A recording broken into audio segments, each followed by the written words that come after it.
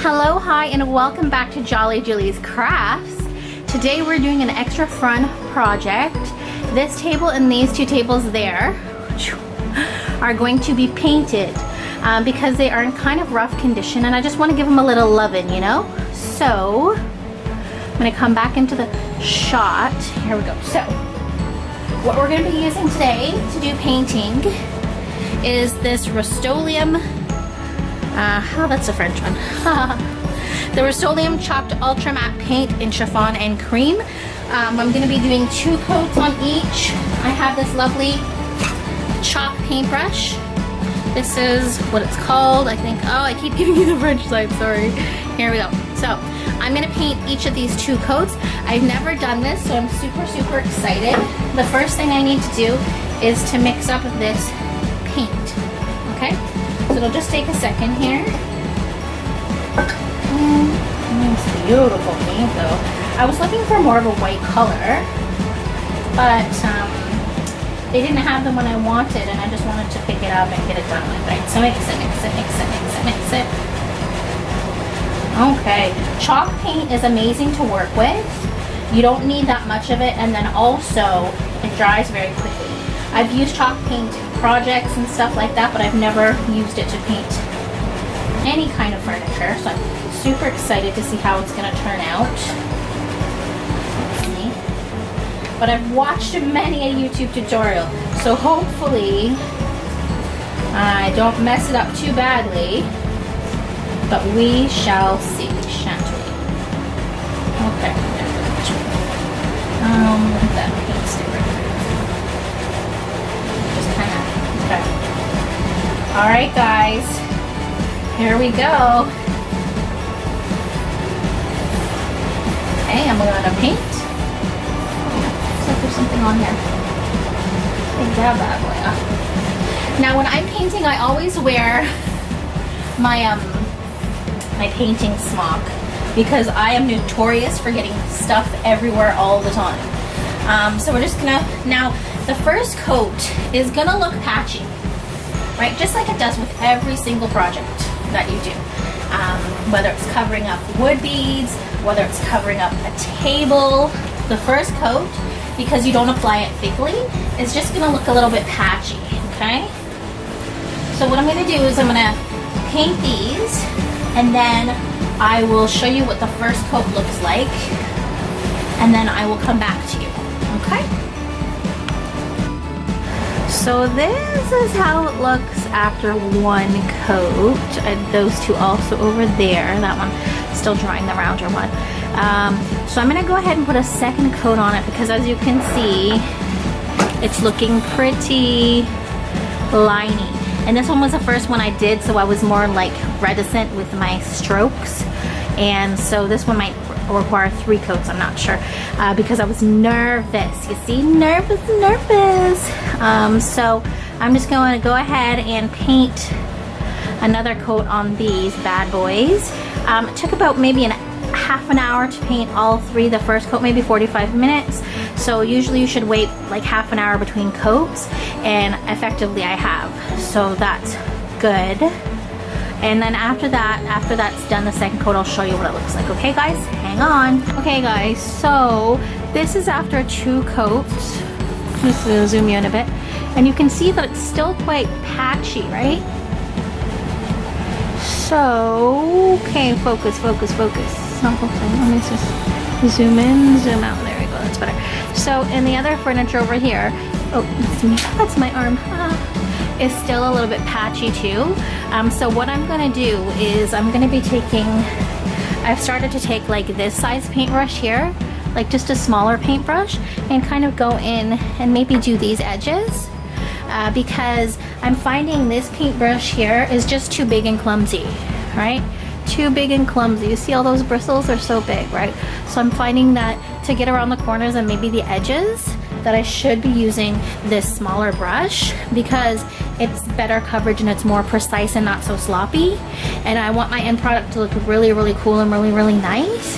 So I'm gonna go ahead and add another coat to it, and then we're gonna start distressing it. And after that, we will we'll just go ahead and put the polyurethane on it, okay? So that's that for now. Come back after a third coat. Okay, boys and girls, so this is 3 coats. I don't know if I can zoom out anymore. No, I think I'm zoomed all the way up. So this is what 3 coats looks like. And over there, those 2 have all been coated with 3 coats as well. I'm finished painting, but I think what I'm gonna do is I'm just gonna go ahead and give it a couple of hours. I'm gonna wait 2 hours, and then I'm gonna go ahead and start distressing. So the fun part happens in 2 hours. So this took me like, I'm gonna say, what time is it now? It took me, I'm gonna say about 4 hours to paint everything. 4 hours, yeah, to paint everything. But I mean, it looks fantastic. Like I've breathed new lives into these wonderful tables that they looked so mashed up. It was so, what? Okay, so anyway, this is what it's looking like currently. Let me see, can't get you proper. I don't know if I can get you in close enough to see like how good that looks. Actually, I'm quite pleased. I'm not really sure if I'm gonna make this a habit of like painting furniture because it takes up a lot of time. But I'm pleased with it so far. And once I start distressing, it's gonna be a bomb. So I'll see you back in a few minutes. Okay, so now we're gonna start doing some sanding because I want to distress it slightly. So basically, you look at your piece, your beautiful, wonderful white piece now, that's looking good, and say, where does it get the most action? So typically, it's gonna have a lot of action right around here where this thing I'm gonna put back on, the pulley, because you're always pulling it. So you're just gonna take a piece of sandpaper. You can use one of the sanding stones as well if you have one, but I don't know where my sanding sponge thing is. Actually, haha, just joking. There it is. It helps to make your grip a little easier. You just put your sandpaper on top of it, and it helps. So you just go lightly sand it.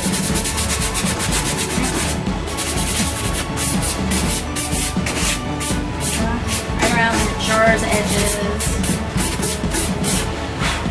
Okay, so then if you put this back on here, you'll see. Let's see. Let's just kind of. Anyway, you see how? Oh yeah, you're going to be pulling it a lot, right? So it's not gonna. There, just like that. So it does look like I did a lot, but when you put that back on there, it's not a lot. So, and if you are worried about that, just take a little bit of extra paint and put it back on. So it's very, very easy. So kind of like, just kind of around the edges of the drawer, right? Rough it up a little bit, see, like that. Kind of the edges here of the tables. And what's nice about doing this is that it just adds a little bit of extra character. So, and you don't even have to do a lot. Just like a little bit here and there, a little bit on the legs, right here. Just kind of where you think it will look nice, okay? So I'm just gonna put a little bit on the edges here. Here, a little bit here maybe. I'm sorry, I'm right in the way, guys. Here, I think I'll just do a little bit on the sides here. I'm going to pull this down towards us like this. So the drawer wants to see it. Okay, let's see. So now we're looking at the tabletop here. So on a tabletop, there's always going to be a little bit of scuffing, right? So just maybe like, just a very light amount.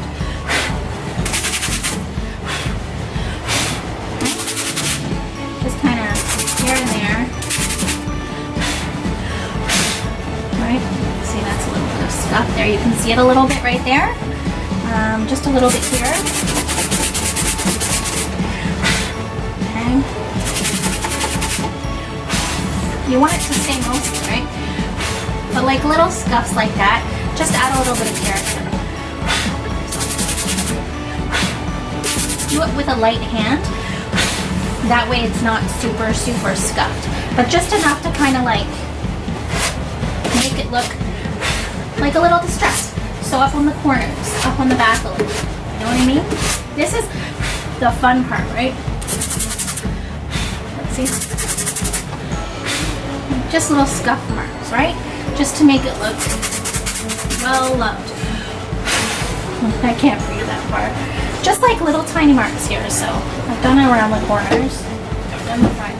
I think probably that's as much stuffing as I want to do on the tabletop. So let's have a look at it again. Let's see here.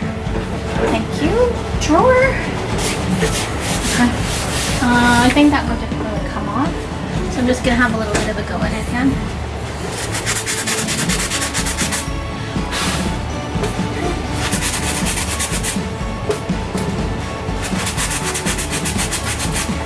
There we go. Just a little bit, see? Don't need a lot. Just kind of enough until you feel like it looks good. So the front is done. The sides, maybe a little bit off the corner here. Okay, I did a little bit on the legs, maybe a little bit here, because maybe that would be a spot, right? That would get some action and some lemon. I'm probably gonna put stuff in the middle, so it doesn't make sense to do it there. Let's see. I'll just come around the back. It's already a bit scuffed. A little bit here.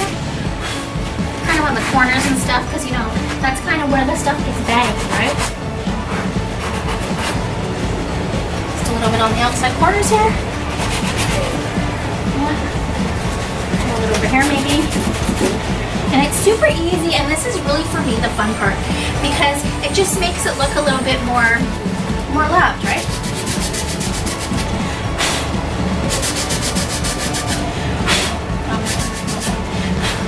Perfect. So, and then you're going to be painting it anyway. For me, I'm going to be painting it with polyacrylic because I have it at home already. Minwax based, water-based polyacrylic protective finish. So that's really what I'm going to be using. See? And I mean, there's lots of different things out there that, you know, people choose to use, whatever products. But I'm gonna just use that because it's what I have, and I've never used it before, so I'm kind of excited because, as I say, this is the first. Oh, perfect! This is the first. This is the first pieces of furniture that I've painted. So basically, what you're gonna do next is you're gonna go ahead and get your polyacrylic ready. And it does take 2 hours for it to dry. And I just want to see, is that how I want it to look? Am I happy with that? Maybe a little more here. A little more here. See, and it comes off. Now the reason that you're going to seal it is because see how easily the paint comes off? And if it's not sealed, then the likelihood is it's going to come off even more, right? There we go. Cool. So it's just kind of fun, right? To just. So what I'm gonna do is I'm gonna go ahead and get this all ready. What I'm gonna do actually is I'm going to wipe it all down with a wipe and then get the polyacrylic ready, mixed up and good to go. And then I'll come back and I'll show you what I do. So that's as much as I'm gonna do for now, and then I will come back in a few minutes. Guys, we're back. Okay, so I'm happy with that.